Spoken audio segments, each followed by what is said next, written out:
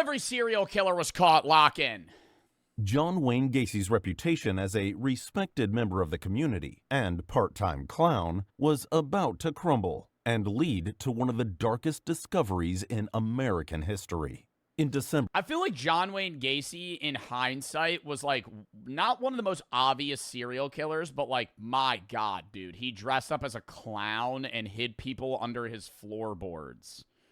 What the fuck? For 1978, Elizabeth Peast immediately knew something was wrong. Her 15-year-old son, Robert, had gone out to talk to a local businessman about a summer job. Robert never came home. The businessman's name was John Wayne Gacy. The police tracked down Gacy quickly. Did he do that? Did he do that with everyone? What the fuck? How did he kill that many people?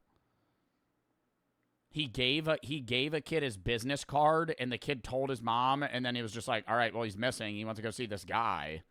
And investigators started digging and discovered he'd served time in Iowa for attacking a teenage boy. They also learned that several missing young men in the area had last been seen heading toward Gacy or working for him. So a judge approved. I always wonder, though, like, this situation that made him get caught and then they found like the 30 bodies or whatever, do you think that if that hadn't happened, nobody would have ever known? Like, do you think those bodies would have just sat under his house till he died? I feel like at some point, bro, they would have figured that shit out. Was he gay? A lot of serial killers, a lot of historic serial killers would go after young men. John Wayne Gacy, Jeffrey Dahmer. A search warrant for Gacy's home. In other ones, I don't know. There's probably going to be other people on this list. Inside, detectives found clothing that didn't belong to him. Why, though? I mean, serial killers largely would go after people that weren't going to be looked for. And, I mean, it might be like a fantasy thing. I don't know. But it's also like they would go after... A lot of serial killers would kill prostitutes or young men. Because they, like, I think Jeffrey Dahmer would go to, like, gay bars and then kill young men. Identification belonging to other young men and a strange smell seeping from the crawl space. That wasn't enough for an arrest, so they put him under 24-hour surveillance while they built their case and got another warrant. This time what they found was horror beyond imagination. Following the smell, they looked more closely into that crawl space. There, they discovered human remains, then more remains, and more after that. Eventually, they would recover 29 bodies from the home. Gacy was arrested on December 22nd, 1978. Didn't he have a wife? I feel like so many of these serial killers are, like, married and their partner, like, didn't know. And I'm like, how did you not know? How did you not know that your husband was shoving people under floorboards? Or like Ted Bundy. Like, Ted Bundy didn't kill his wife, but he would kill other random women that he would, like, come across and murder. But, like, she didn't know? He eventually I'm not like accusing her that she knew. I'm saying, like, how the fuck did they hide that? Like, you live with this person. Confessed, though he tried to claim an alter ego named Jack had committed the crimes. He also later drew maps of where bodies were buried in his crawlspace, numbering them like a grotesque inventory. The trial was a media circus, perfect for a clown like Gacy. He was found guilty and sentenced to the ultimate punishment. Jeffrey Dahmer. Bro, I feel like getting sentenced to death is not as bad as life in prison. I know it's more like comforting in the sense of like, okay, get this fucking guy out of here. But I feel like that's like an easy way out, bro. Like, living in jail, bro, being in prison sucks. Like, I mean, maybe some people like it, but I feel like he died in prison. Well, yeah. Or well, he might have died. Being on death row doesn't mean you're going to die from lethal execution necessarily, especially if you're old. I don't know how old he was when he got sentenced, but depending on the state, even now specifically, if you get put on death row in states where it's still legal, you might be on death row for like 20 years. Reign of terror ended not through... Bro, Jeffrey Dahmer's... I remember hearing that Jeffrey Dahmer would have people constantly question him, and he said that he like butchered his own meat or something, and that's why it fucking smelled like dead bodies. Like, he would give the worst excuses, and people would just be like, okay. Brilliant detective work, but because one man refused to have his life taken. On July 22nd, 1991, around Well, that Jeffrey Dahmer would also, I don't know about every serial killer, but I know about, like, I've watched documentaries about, like, you know, the fucking most notable ones. Jeffrey Dahmer used to try and make people, like, sex slaves. Like, he would, like, drill holes. He would drug them, but then he wouldn't kill them immediately. He would, like, drill holes in their brain and, like, put liquid in their, like, certain chemicals in their brain to try and, like, I don't know, fucking put them in some sort of zombie state where they would, like, listen to him or some shit. Yeah, it was like acid. I don't know. I gotta Google that. What would he do? What did Jeffrey Dahmer do to make people, quote, zombies? Yeah, he tried to make sex slaves who would not leave him by performing lobotomies on his victims and drill holes into their skulls and inject hydrochloric acid in boiling water into their brain to render them permanently unconscious but alive.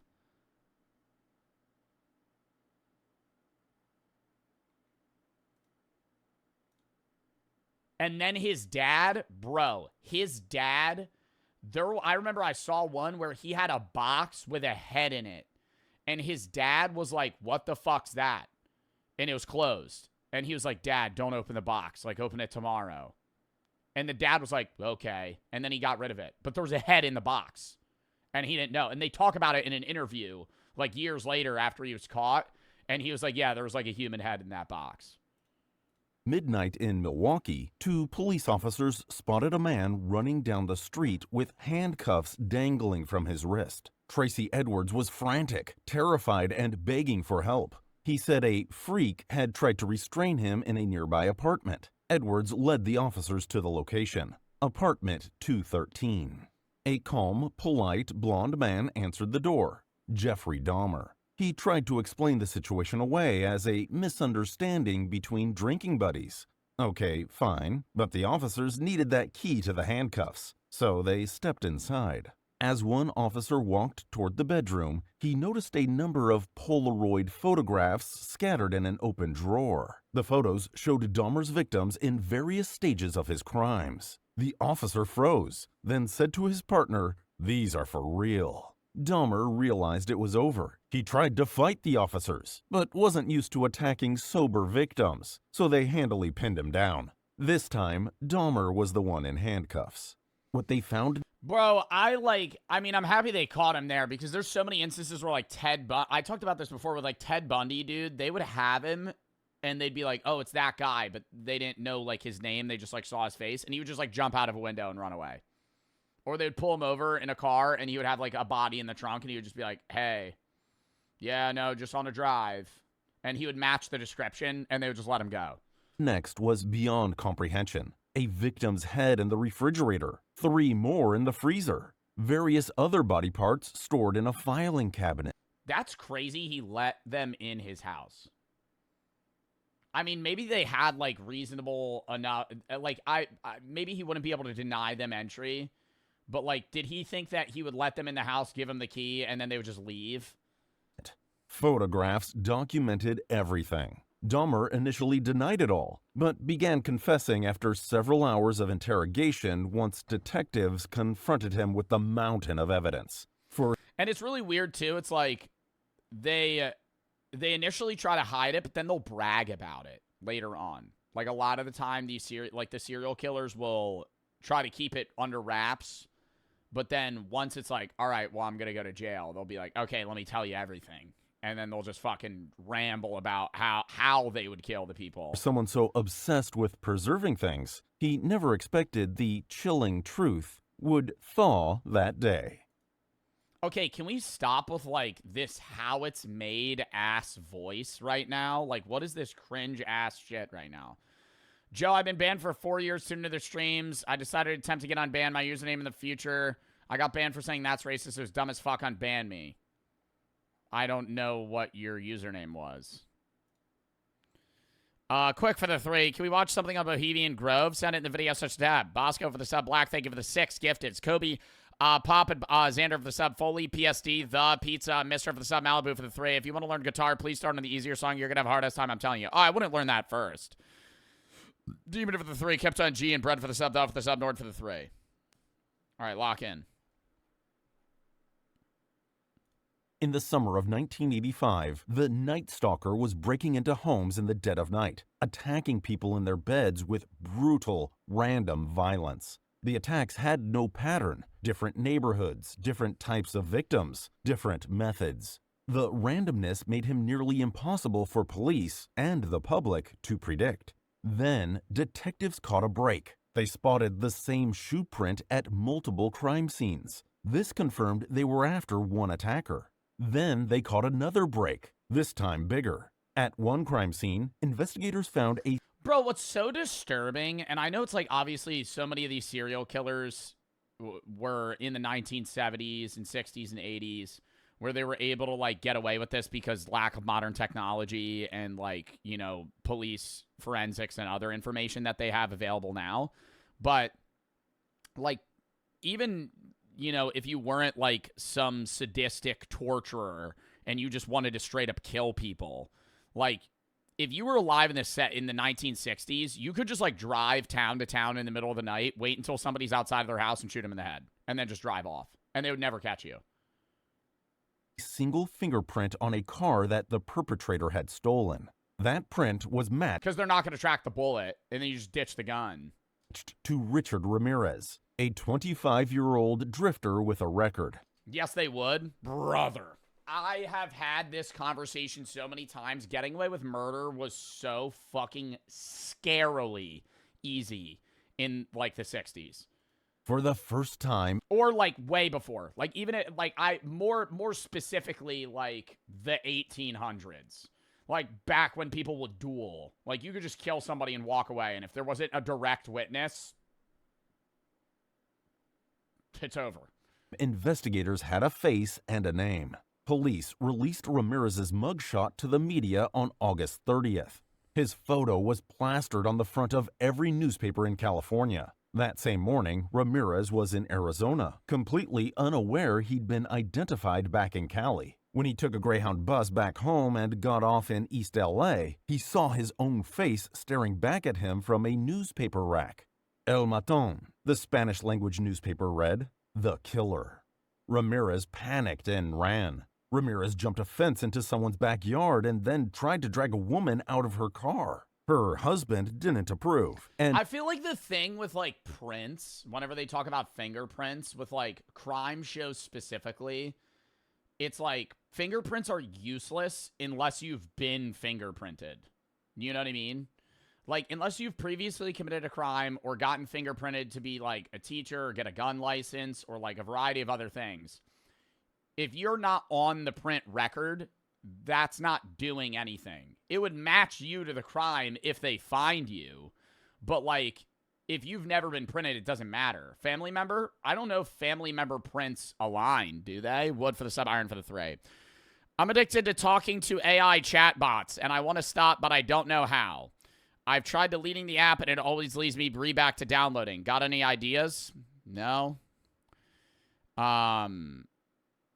Delete them? What do you mean? Just stop talking. I'm not, like, I don't want to, like, undermine your addiction to talking to AI chatbots, but I don't understand your addiction. Like, you like having conversations with, like, ChatGPT or, like, Grok or something? What do you mean? Marshmallow Cart, Casper, and Ice for the sub. Cam and Wood for the sub. Pop and Quack, thank you for the 3.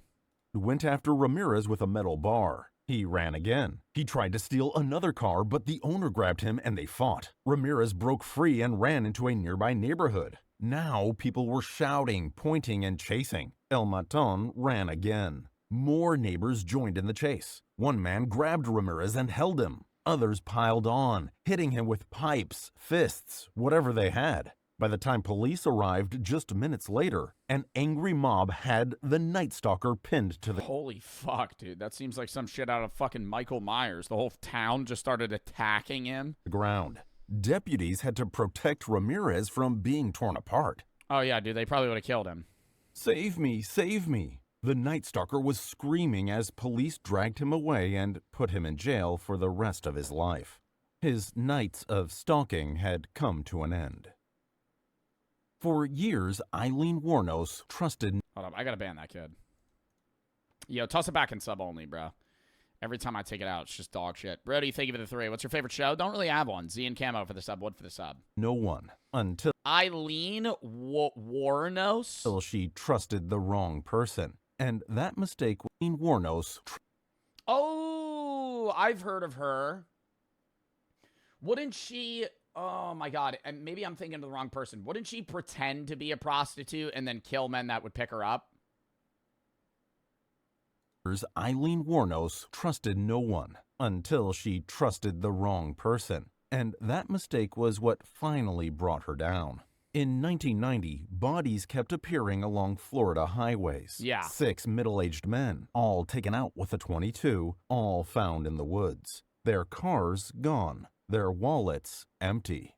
Then, investigators got the break they needed. Police found the car of one of the victims wrecked and abandoned, with a fingerprint on the wheel and a palm print inside. The prints led them to Eileen Wuornos, a 34-year-old pleasure worker, and her trusted friend, Tyria Moore. Then came another break. Detectives noticed something odd when looking into pawn shop records. Florida law required thumbprints for every transaction. The items belonging to victims kept showing Oh my God, kept getting pawned off. up, pawned by 2 women using fake names. But the thumbprints required... Bro, I recently learned how certain pawning doesn't mean selling. Like, if you go to a pawn shop and I'm like, hey, I want to pawn this chain, they'd be like, you could sell it to us for $6K or pawn it for $4,500. And if you pawn it, you basically are like, they're giving you money and they're taking your chain as collateral. They're giving you a loan and you could get it back. Pawn shops will still buy your shit. But like, bro, and I know you guys are calling me an idiot. I grew up watching Pawn Stars. And Pawn Stars, they would just buy and sell stuff. So I always assumed that pawn shops were just places you would go sell stuff. I didn't know that you could go and be like, hey, I'm going to pawn this. You're going to give me less money, but it's basically just a loan that I have to pay back with interest in a certain amount of time, or you'll keep it. And then they profit. They either profit on the loan or they profit on the collateral. So either way, they're safe. For pawn shop transactions, those were real. The prints led them to Eileen Wuornos. Moore, terrified she'd go to prison for something she didn't do, and overwhelmed by the whole situation. So why not just sell it if you want to keep the item? Because you got to keep in mind, pawn shops are places where like people are going in times of need if they need money. So if I'm like, damn, I need money, I don't want to sell this chain, but I need the money right now, they'd buy this chain for $6, but pawn it for $4. So if they buy it, I'm not getting it back. But if they pawn it for $4, I could pay them back $4,200, and then they'll just give me my chain back. Situation eventually agreed to cooperate with the police. She called Eileen repeatedly, asking her to come clean. Each call was recorded. Then, finally, on January 9th, 1991, after days of emotional pressure, Wuornos broke. She told Moore she would confess so Moore wouldn't be blamed. Hours later, police arrested Wuornos at the Last Resort Bar in Volusia County. She didn't resist or try to run. Volusia. She simply said she was ready to talk. And she did, describing what happened during each encounter in startling detail, talking herself right into a jail cell. Bodies started appearing. I mean, that was just stupid, right? Talking herself right into a jail cell. Like, she didn't know. Like, she knew she was going to prison. She was just getting it over with. I feel like I don't know any of these other people. Who the hell is Gary Ridgway? In 1982 along the Green River near Seattle. By 1984, the count was over a My God, dude, it was all in the 70s, 80s, and 90s. dozen and climbing. Police knew they had a serial offender and interviewed hundreds of men. but no solid leads, no witnesses, nothing. But one name kept coming back: Gary Ridgway. Ridgway seemed ordinary, quiet, married, the kind of man neighbors waved to without thinking twice. When investigators first spoke with him in 1983, he played the part perfectly: polite, calm, even helpful. He even agreed to take a polygraph, passed it, and walked away. Yeah, because polygraphs are pieces of shit and they suck. That's why they're not used in courts of law. And every time you see a polygraph video, it's probably either faked or, even if it's real, it's probably wrong.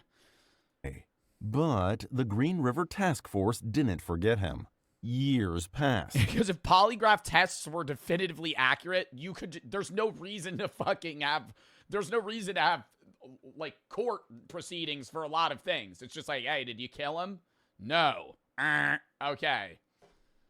Then in the military uses them because it's more accurate than guessing, but it's not like definitive. Like, they're wrong a lot. early 2000s, How do polygraphs even work? You get hooked up to it, and there's a needle that like constantly scribbles, and as they ask you questions, usually when you're lying, it'll start going more sporadically in a non-regulated way. So they usually ask you to get like a I guess like a neutral point. They'll ask you a bunch of obviously true statements like, hey, what's your name? Is your name Joe? Did you grow up here? What do you like this? And it's just like, yes, yes, yes, no, no, no, yes. And then they ask you serious questions. technology finally caught up. DNA profiling advanced enough for cold cases to be retested. So the Washington State Crime Lab took evidence from several Green River victims and ran it through new DNA analysis. The results pointed straight to one man: Gary Ridgway. On November 30th, 2001, detectives pulled Ridgway over outside the truck plant where he worked. He didn't run, fight, or even look surprised. When asked if he knew why he was being arrested, Ridgway simply said, "You got me for the girls." Forensic DNA linked him to 4 victims immediately. He didn't even ask why he was being arrested. He was just like, oh, here it is.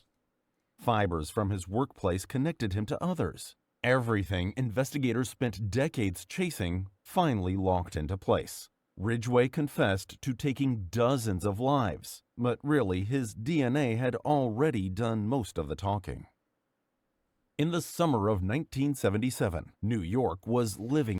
Dude, it's so weird. It's like I don't know if this is relatable. Like, I recognize this guy's face, but I have no idea who David Berkowitz is.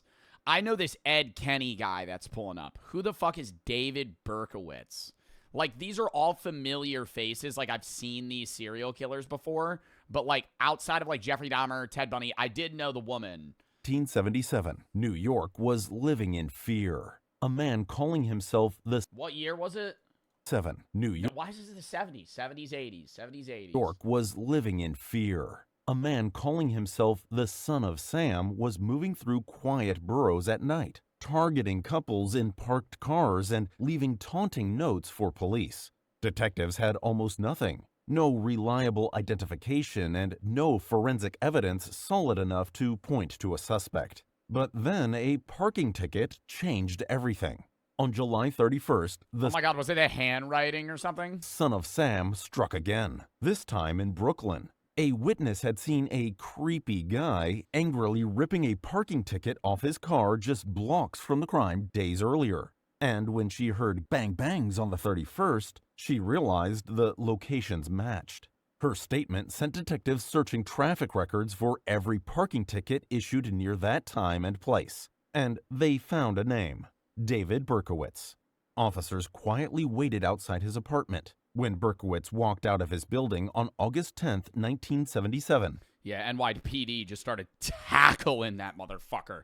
When I was in New York, dude, I walked down this one alleyway. There were no lie 75 police officers. 75 police officers just standing there. They had like some meeting or something. I was like, yo, what is going on? You know when you're not even, okay, is this relatable? You're not even doing anything wrong, bro. When I walk past them, stand up straight. I had a cart in my pocket. I'm like, weed's legal here. I'm just like, hello? Have a nice day. Have a nice day. Detectives Like, approached freak out a with little their bit. weapons drawn. Berkowitz smirked, almost like he had been expecting it, and said, "Well, you got me. What took you so long?" Inside his car, Good day, gentlemen. police found a duffel bag containing a weapon, maps, and letters written in the same style as the Son of Sam notes. At the station, Berkowitz confessed almost immediately. He claimed he was being pressured by a supernatural presence, and a voice coming from his neighbor's dog was giving him sinister commands from the demon world. Sounds pretty crazy, huh? Well, Berkowitz did later admit to making it all up to appear mentally unstable. Woof. The first time... Well, okay, I want to say, like, I feel like when you plea insanity, like, it's just mental instability, because it's like serial killers are insane, but like they're just like sadistic insane. It's not like insane like they don't know what reality is. Ed Kemper confessed. So I feel like I always get confused when it's like, oh, he wanted to seem insane. Well, he is fucking insane. He just kills people. Like he enjoys killing people. That's insane. But it's like, it's not insane in the sense of like, okay, now you get out of the crime. Nobody believed him. For months in 1972 and 73, young women kept disappearing around Santa Cruz, California. Hitchhiking college students were vanishing without a trace. Despite multiple bodies being found, detectives had no suspect, no surviving victims, and no idea who the co-ed killer was. The case was going cold, and investigators were grasping for leads. Then, everything changed on April 23, 1973, in a way no one expected. The police received a call from a man claiming he wanted to turn himself in. The voice on the line said, "I'm Ed Kemper. I've done some terrible things." The officer on the Okay, well, this isn't how every serial killer was caught. He just turned himself in. phone thought it was a prank. Kemper was friendly with local cops. He'd hung out at a police bar and talked shop with them about ongoing cases. They knew him as a big, gentle guy interested in law enforcement. They had no idea that Big Ed was the co-ed killer. Kemper had to call back multiple times, insisting, practically begging them to arrest him. Finally, detectives... Bro, what? So you would call the first time and be like, yo, I'm the guy that killed everybody. And they're like, come on, Ed. You're pulling my leg. I'll see you at the bar later. Hangs up on him. realized the truth. Kemper you're doing a prank call, aren't you? wasn't joking. When they finally confronted him in person, Kemper didn't resist. He didn't demand a lawyer and didn't try to negotiate. He simply described everything, step by step, as if he'd been waiting for someone to listen. And now they were all ears. Dennis Rader got away with his crimes for 31 years. Wow. Then his ego wrote a check his technology skills couldn't cash. Between 1974 and 1991, someone was terrorizing Wichita, Kansas. 10 people were gone, including 4 members of one family. The assailant sent taunting letters to police and newspapers, describing his crimes in detail, calling himself BTK. Then, in 1991, he just stopped, went silent. The case went cold. Then suddenly, in 2004, after over a decade of silence, Rader made a mistake that destroyed everything for him. It began when a local newspaper ran a story questioning whether BTK was even still alive. Rader couldn't resist the Well, and that pissed him off, so he was like, yeah, I'm still here. attention. He took it personally, almost like a challenge. So he wrote back. Yo, put this shit in fucking... Wait, actually, no. We keep it in sub only too much. We keep that shit in sub... dude, I don't know. There's just some shit-ass chatters, bro. No. Do we put it in sub only? Bro, I'm just banning spammers and people just saying stupid shit.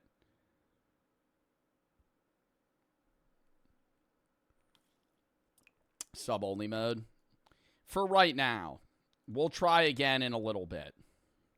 2 a.m. Thank you for the 1,500 biddies. Last name's Kemper. His sister goes to college in Santa Cruz. Whenever Whenever she says her last name, she gets dirty looks. Or because people like think that she's related. Kevin and Monkey for the sub. Galaxy for the sub. 1M for the 5. 18, I was going to go look for a job. Kind of stuck. Recently got diagnosed with a rare disease called MCAS. Basically don't know what to do. Going somewhere for help because of my hopelessness. Because of my hopeless, thoughts, any advice you could give me? Well, I'm sorry that you got diagnosed with MCAS. I don't really know what that is, if I'm being honest. So sorry, but, I mean, I don't really know what advice I could give you, man. I'm sorry. D-Work for the sub. Ryder and 1 Noah for the sub. Blaine, Gasser, and Talk for the sub. Rack. Broad Plus, Vibe, Carmel, and Anonymous for the sub. Monica, The for the sub. Ad, and Mr. for the sub. The Dim, It's Saloon, DTW for the sub. Lock in. He began Gamer for the sub. sending packages again. Letters, puzzles, maps, souvenirs. Police couldn't track him. He was careful, cautious, and old school. He left no fingerprints, no DNA, nothing traceable. Investigators feared Wichita's most notorious predator was about to start again. Then Rader asked the question that brought him down. In one letter, he asked detectives, "Can a floppy disk be traced? Be honest." Police, desperate to keep him. Oh my God! Wait, didn't we hear that? Oh my God! What were we watching when somebody asked that shit? They call and they're like, "Yeah, are floppy disks trackable?" And they're like, "No." Wichita's most But they fucking are. notorious predator was about to start again. Then Rader asked the question that brought him down. In one letter, he asked detectives, "Can a floppy disk be traced? Be honest." Police. Why would he ask them that? That's what I don't understand. Like, this guy's so maniacal and smart to hide himself for 20 years. But he letters it -BTK, actively admitting he's the serial killer, and goes, "Are floppy disks trackable?" Like, they're not going to lie to his face. Desperate to keep him talking, lied and said no, it would be safe. It wasn't. Not sure why he would ask the people trying to put him in jail for the past 3 decades. Anyway, on February 16th, 2005, BTK sent a purple Memorex floppy disk to a local TV station. The cybercrimes unit cracked it within hours. Hidden in the disk's metadata was a name, Dennis, and a location, Christ Lutheran Church, Park City, Kansas. A quick search told investigators everything they needed to know. The church council president was a man named Dennis Rader, married, 2 kids, a Boy Scout leader, completely ordinary. Police quietly began surveillance. His daughter had years earlier submitted a medical DNA sample, and investigators were able to obtain a comparison from the lab. It matched biological evidence from old BTK cases. That was it. BTK wasn't a ghost. He was the church guy down the street, and he had turned himself in with a floppy disk. On February 25th, 2005, police pulled Rader over while he was heading home for lunch. When detectives arrested... Dude, what a freaky... Like, what do you think, like, the fucking kids, like, experience is there? Like, you're just, like, with your dad. Maybe you think he's a little weird, but, like, not that crazy. Like, you know, not the crazy to the point where, like, they're like, yeah, your dad killed 10 people and, like, stuffed their bodies in, like, boxes 20 years ago. And he brags about it to the police. Like, baffled? I feel like more than baffled. Like, that would feel surreal. Why are there only, like, 200 people in chat? We're in sub only. We could take it out, but every time we take it out, chat's horrible. Side for the sub, Mining, Gwig for the sub, Coy, Austin, Vic for the sub, Professor for the sub. Arrested him for BTK. Rader sighed, paused, and said, "Oh, I guess I know why." Samuel Little was the most prolific serial killer in American history, and he almost got away with it. Almost. It's like it's so dark. Yo, chat, real quick. We're going to press play in about 10 seconds, but, like, I don't want to keep putting it in sub-only mode. Be normal, right?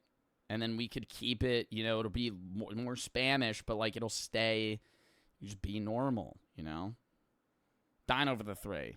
Talking about my brother, I want to let you know he passed away 5 hours of being resuscitated. He was 25. Rip in the chat, man. I'm sorry for your loss, dude. Hope you and your family are okay, man. Genuinely, I'm sorry for your loss. Sidon has ball over the sub, not for the three. Love you, Ray. Such an inspiration. Really put a different perspective on life for me, but I think it's good for me if I just sit and think about my choice on whether or not if I should do it. Truly hope you continue having a great, prosperous life. Love, Lyndon. Well, Lyndon, I'm going to keep telling you, man, I don't think there's a reason to sit and think about it. I don't think killing yourself is the solution to your problems. It is a permanent solution for a temporary problem. Please get help. For decades, Samuel Little drifted across the country like a ghost, state to state, town to town, never staying long enough for police to connect the dots. He targeted people who lived on society's margins, and he counted on the fact that no one would link his crimes together. For nearly 40 years, that strategy Refund headset dent. Not doing channel point redemptions. Not the time. Lock in. worked. Everything changed in 2012 when Little was arrested on a warrant for illegal substances. Nothing about his arrest seemed too unusual, but when authorities ran his DNA through the system, it hit on 3 unsolved cases from Los Angeles in the 1980s. That's wild. They have the database for that.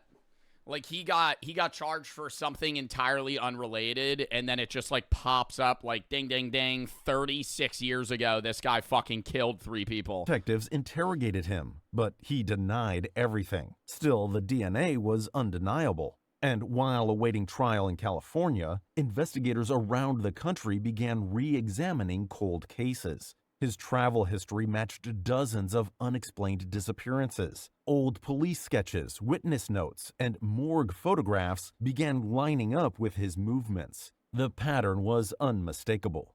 Eventually, Little began to confess. Not to 3 cases, not to 10, but dozens. Describing victims, locations, cars, clothing, weather, even the angle of streetlights decades earlier. And he remembers that shit as an old man from 30 years prior. I always wonder, like, say he didn't get caught, do you think he would have, like, said that shit on his deathbed? Like, do you think he would have been, like, on his, like, on hospice, like, hey, you know, now's the time? No, he would have just died with it. His memory was disturbingly precise. Over months of interviews, he admitted to taking more than 90 lives. In the end, 90? And it turned out that Little was the biggest killer in U.S. history. Really? Samuel Little. I don't know if I've ever heard of Samuel Little. He killed the most people in U.S. history.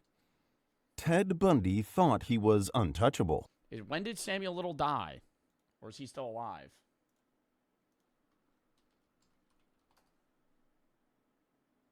He died in 2020. 80 years old. Samuel Little was an American serial killer convicted of 8 murders, confessed to 93 between 1970 and 2005. So for 35 years, he was killing people. Oh, my God. North Little Rock. Tell me what that girl looked like. Oh, man, I loved her. I forget her name. Oh, wait. I think it was Ruth. Okay. She was a... God, it's so surreal because this just seems like a fucking sweet old man. Oh, my God. heavy set, big old yellow hair. And had buck teeth. It had a gap between the teeth, that's what it was. And she was like honey colored skin. And she had, like, her hair was not really long. Wow. We went to Culver's, and that's where I got busted. Mm-hmm. They took me to jail, and she went and stayed in the car. And the manager of Kroger's, I guess he got tired of her laying up in his property in that car. He called the station where I was at in North Arkansas to drop the charges. Mm-hmm. So he can come down and get this gal and come. Oh, this is like disturbing, dude. Was headed toward with that place where Walmart. Oh my God. Because, like, if you muted this, dude, deadass, if you muted this, this would just seem like a story like your grandpa was telling you. Like, he's giggling and being like, you know, telling you, like, cracking, you know, just fucking shit. But he's just talking about murdering somebody. Like, he's smiling. He was wrong. It all started to fall apart for him on an August night in 1975. What do you think his family thinks? Well, his family's fucking dead, dude. He's like he was like 80. When a Utah Highway Patrol officer pulled over a tan VW. This is the shit that I was talking about, bro. Ted Bundy got away like 9 times, dude. That motherfucker was jumping out of windows and shit. He was on the run. They couldn't find him. Beetle with its lights off, driving suspiciously through a residential area. Inside was a clean-cut, charming man named Ted. And I gotta say, bro, like, women were writing him letters and shit, and people were like, Ted Bundy, the hunk serial killer. That motherfucker's unattractive. I'm gonna say right now, he's chopped. Like, I'm not... Bro, he is a fucking bad eyebrows, unibrow. He's got, like, sunken eyes. Bro, I don't understand, like, the fucking...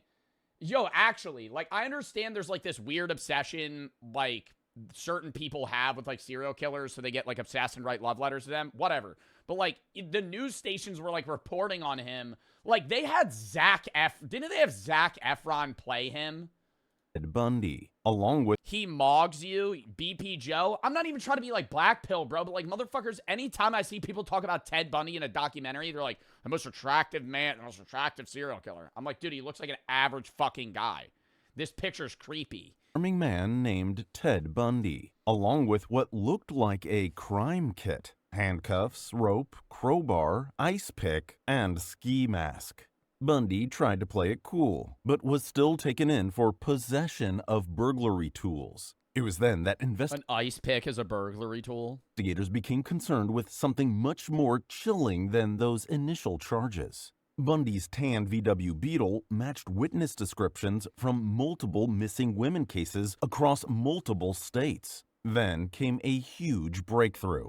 Enter Carol DeRanche. The year before, a man claiming to be a cop tried to take her against her will from a shopping mall parking lot. She fought like hell and escaped.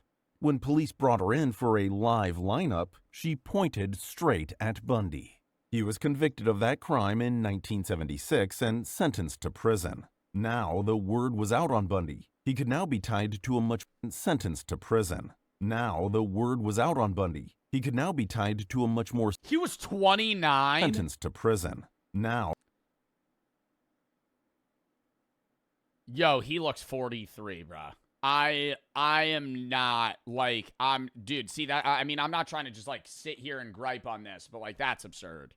Although word was out on Bundy, he could now be tied to a much more serious case in Colorado through a combination of witness sightings, timeline evidence, and his travel pattern. So he was extradited to Colorado. And here's where things get really wild. While acting as his own lawyer, he literally jumped out of a courthouse window and escaped. He was free for 6 days before being recaptured. 6 months later, he did it again. Better than... That's what I'm saying, bro. They did just chain him to a fucking metal chair, bro. What? How do they fucking... Bro, he escapes before being captured like 3 times. They get him, he's representing himself in court, and just jumps out a window and fucking runs away. And they're like, oh, he's on the run again. Fucking... Bro, next time he does it again, next time you catch him, bro, chain him to a radiator, dude, while that fucking court proceeding's going on. Put his feet in cement buckets. How do you let him go away that many times? This time, Bundy crawled through a light fixture in his cell ceiling and walked out the front door of the jail. He made it all the way to Florida. And Florida is where everything unraveled. Bundy just couldn't help himself. He attacked a sorority house in Tallahassee, but he was losing control, getting sloppy. A few weeks later, a Pensacola cop spotted a suspicious VW Bug, this time orange. Man, Bundy really liked those Volkswagens, didn't he? When the police pulled over the car, Bundy fought, kicking, punching, trying to run. But this time his escape was less successful. He gave a fake name, but his fingerprints told the truth. And the FBI's most wanted was finally in handcuffs. Again. Bundy defended himself at trial like it was a performance. The jury wasn't impressed. Ted Bundy's final... I understand they need a trial, but, like, because it's, like, innocent until proven guilty. Like, that's a needed thing. But it's like, bro, that motherfucker jumped out the window defending himself. Like, he ran. Escape was on January 24th, 1989, when he met Old Sparky at Florida State Prison. Oh, Ted Bundy got executed? Who was it? Jeffrey Dahmer? What serial killer was murdered by his cellmate? Was that Jeffrey Dahmer? Yeah, that was Jeffrey Dahmer. Jeffrey Dahmer was killed by his cellmate. So, which of these do you think wanted to get caught? Damn, he got the electric chair. Ed Kemper, clearly. But do you think there was a part of the others that wanted to get caught to stop them and face justice? Oh, yeah. Harvard cult leader died. That's a fucking watch. Bundy cried all the way to the chair. There was no molecule in his body that wanted to get caught. See, that's abnormal. Because I feel like every other serial killer, it's like they kind of take pleasure in it being over. Whereas he's like, did not want that. And Ted Bundy's the guy that had a fucking wife. This guy's commenting like crazy. Dark Team Gaming. My God, dude. Bundy's giving a play-by-play commentary in every single one. Ed Kemper had an IQ over 140, which shows he's very intelligent. In addition to being 2.06 meters tall, which means he is tall. Thanks for the comment, Dark Team Gaming.